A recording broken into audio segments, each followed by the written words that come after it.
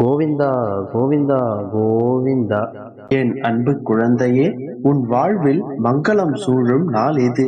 உன் வாழ்வில் நடக்கப் போகும் சுகமங்கல நிகழ்வுகளுக்காக இன்று ஒரு அடி எடுத்து வைக்கப் போகின்றாய். நீண்ட நாட்களாக உன் இல்லத்தில் எந்த ஒரு நல்ல மங்கள நிகழ்வுகளும் நடக்கவில்லை என்று ஏங்கிக் கொண்டிருந்த உனக்கு இனி ஒவ்வொன்றாக நல்ல மங்கள செய்திகள், மங்கள நிகழ்வுகள் நடக்கப் போகின்றது. அதற்கான முதலடியை இன்றே எடுத்து வைக்கப் போகின்றாய். இனி கவலைகளுக்கு என்றும் உன் வாழ்வில் இடம் கொடுக்காதே. எப்போதும் ஆனந்தம் நிரம்பியவளாக இரு. அனைத்திற்கும் சாட்சியாக உன் அப்பா நான் இருக்கின்றேன். உன் சங்கடங்கள் அனைத்தும் இன்றே சந்தோஷமாக மாறும். என் நினைவில் வாழும் உன் வாழ்க்கையில் எல்லாம் நல்லதாகவே நடக்கும். அவை அனைத்தும் நடக்கக்கூடிய கால நேரங்கள் இன்றே கைகூடிவிட்டது. உன் வாழ்க்கையில் ஏற்பட்ட அனைத்து சங்கடங்களும் சேர்ந்து உன் மனதில் ஒரு சிற்பமாக உருவாகும். அந்த சிற்பமானது ஒரு நாள் முழுமையடையும். அது முழுமையடையும் போதுதான் அந்த சிற்பத்தை பார்த்து பலரும் வாயடைத்து போவார்கள். அதுவே உன் வாழ்க்கையில் நீ பெறும் அழியா வெற்றியாகும். குற்றம் குறையில்லாத பொன் சிற்பமாய் நீ விளங்கப் போகின்றாய். அதற்காகத்தான் உன்னை நான் தயார்படுத்திக் கொண்டிருக்கின்றேன். எதிரிகள் கூட இந்த சிற்பத்தை கண்டு வியக்கத்தான் போகிறார்கள். உன் பாதைகள் தெளிவாகும் காலம் வந்து விட்டது. பனிகள் படர்ந்து இருள் சூழ்ந்த கஷ்டங்கள் அனைத்தும் விலகி போகும். நீ மனம் நொந்து போன கஷ்டங்கள் அனைத்தும் இனி உனக்கு மகிழ்ச்சிகளாக வரப்போகின்றன. எல்லா நன்மைகளும் உன் வாழ்வில் இனி ஒவ்வொன்றாக நிகழும். இந்த நொடி பொழுதுதான் உண்மையான வாழ்க்கை. நல்லதை நினை, நல்லதை செய். நான் உனக்கு என்றும் துணையாகவே இருப்பேன். உன்னிடம் சொன்னபடியே உன் வேலைகள் அனைத்தையும் செய்து கொடுக்கவே நான் தயாராகி விட்டேன். இதற்கான அறிகுறிகளை நான் உனக்கு தெரிவித்து வருகிறேன். என் ஆசீர்வாதங்களையும் உனக்கு நான் தந்து விட்டேன். அதை நீயும் நிறைவாக பெற்று கொண்டாய். இப்போது சொல்கிறேன், எதையெல்லாம் நீ இழந்தாயோ அதைவிட பல மடங்கு நல்லது உன்னை தேடி வந்து சேரும். நீ உன் வாழ்வில் எல்லா வளமும் பெற்று மகிழ்ச்சியாக முன்னோக்கி செல்லும் காலம் வந்துவிட்டது. கூடிய விரைவில் நீ சற்றும் எதிர்பார்க்காத நல்ல செய்தியை கேட்கப் போகின்றாய். மகிழ்ச்சியாயிரு, நல்லதே நடக்கும். நம்பிக்கையோடு இரு. என் அன்பு குழந்தையே, இன்று நீ என்னோடு பேசினாய் அல்லவா?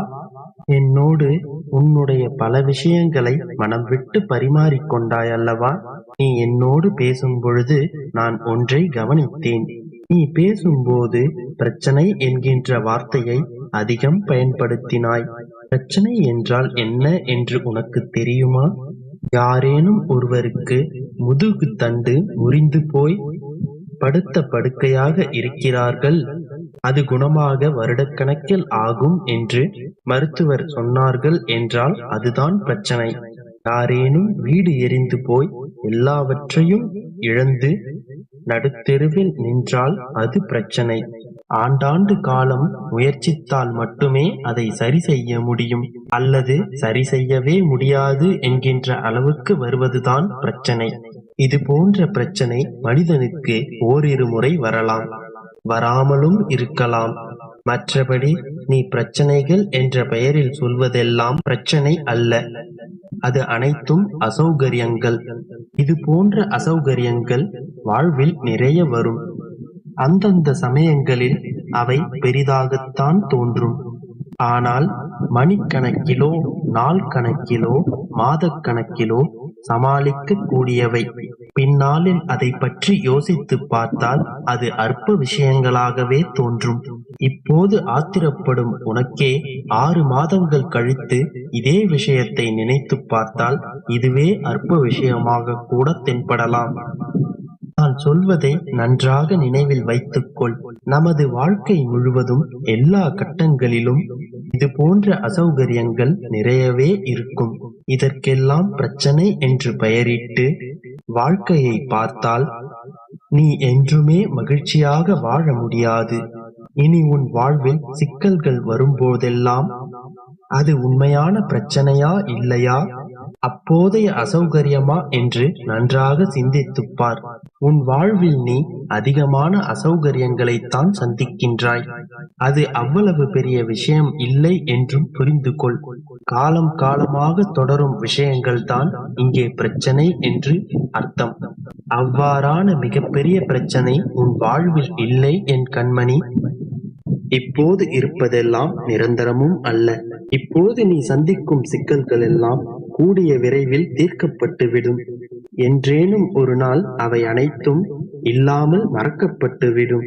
உனக்கு மனப்பக்குவம் ஏற்பட்ட பிறகு உனக்கு நடந்ததை நினைத்து நீ சிரிப்பாய். இதற்காகவா நான் அழுது புலம்பினேன் என்று உன்னை நீயே கடிந்து கொள்வாய். இது போன்ற சின்ன சின்ன அசௌகரியங்களை சமாளித்து வெளியே வா. உன் அப்பாவின் பிள்ளைகளுக்கு இது போன்ற பிரச்சனைகள் வரவே வராது. இன்று முதல், இந்த கணம் முதல் நன்றாக புரிந்து கொள். என் அன்பு குழந்தையே, இதன் பிறகு நீ பயப்பட வேண்டாம். பதற்றப்பட்டு கலங்கி நிற்க வேண்டாம். எல்லாம் நல்லபடியாகவே நடந்துள்ளது என்று இதை நீ நிதானமாக கேட்டுவிட்டு நிம்மதியாக உறங்கலாம். இனிமேலேனும் குழப்பங்கள் இல்லாமல் இரு. மனதையும் புத்தியையும் ஒரே நிலையில் வைத்துக்கொள். ஒரே நிலையில் இருந்தால்தான் உன் வாழ்வில் ஏற்படும் இனிமையான மாறுதல்களை கூட சந்தோஷமாக ஏற்றுக்கொள்ள முடியும். நீ உன் மனதில் பயம், கவலை என்கின்ற தேவையில்லாத சிந்தனைகள் எதுவும் இருக்கக்கூடாது. எப்பொழுதும் ஒன்றை நினைவில் வைத்துக்கொள். நீ என் மடியில் அமர்ந்திருக்கும் என் பிள்ளை. உன்னை நான் எப்படி கீழே இறக்கி விடுவேன்? இன்னும் சில நாட்களில் நீ மாற்றத்தின் விளைவுகளால் பிரமிக்கப் போகின்றாய். உன் மகிழ்ச்சிக்காகவும் நிம்மதியான வாழ்க்கைக்காகவும் நீ எப்படி காத்து கொண்டிருந்தாயோ அது போலவே தான் என் பிள்ளையின் மகிழ்ச்சிக்காக நிறைவான வாழ்க்கையை வாழ்வதை பார்க்க நான் ஆவலோடு இருக்கின்றேன். இன்னும் சிறிது காலம் காத்திரு. சிறிது காலம் பொறுத்துக்கொள். உலகில் என்ன மாறினாலும் உன் அப்பா நான் கொடுத்த வாக்கு என்றும் மாறாது. இப்பொழுதும் கூறுகின்றேன், நீ வெற்றி பெறுவாய் என்றல்ல, வெற்றி பெற்று விட்டாய். உன்னுடைய வெற்றி உனக்காக காத்து கொண்டிருக்கின்றது. கூடிய விரைவில் நீ அதை அறிந்து மகிழ்வாய். உன் கவலைகள் மட்டுமல்ல, உன் வாழ்வில் உள்ள சிக்கல்கள், பிரச்சனைகள் என்று அத்தனை துயரங்களும் விலகப் போகின்றது. படிப்படியாக முன்னேற்ற பாதையில் முன்னேறி செல்லப் போகின்றாய். அதுவரை நீ என்னிடம் ஆத்மார்த்தமாக இணைந்திரு. எப்பொழுதும் நான் உன்னுடனே இருக்கின்றேன் என்பதை எண்ணிக்கொண்டு வா. நீ நடக்கும் பொழுது உன்னுடனே நானும் நடந்து கொண்டு வருகின்றேன். நீ உறங்கும் போது என் மடியிலேயே தலை வைத்து உறங்கிக் கொண்டிருக்கின்றாய். தொடர்ந்து இவ்விதமாகவே எண்ணிக்கொண்டு வா.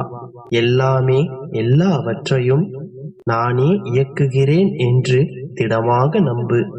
அப்பொழுது மிகுதியான பலனை நிச்சயமாக நீ உணர்வாய். என் மீது நம்பிக்கை வைத்திருக்கும் எல்லா இடமும் என் ஆலயமே. இப்போது நீ இருக்கும் இடத்திலேயே என்னை வணங்கு. நம்பிக்கையோடு அழைக்கும் போது சர்வ நிச்சயமாக நான் வருவேன். இதோ இப்பொழுது கூட உன் அருகாமையில் அமர்ந்து கொண்டுதான் இருக்கின்றேன்.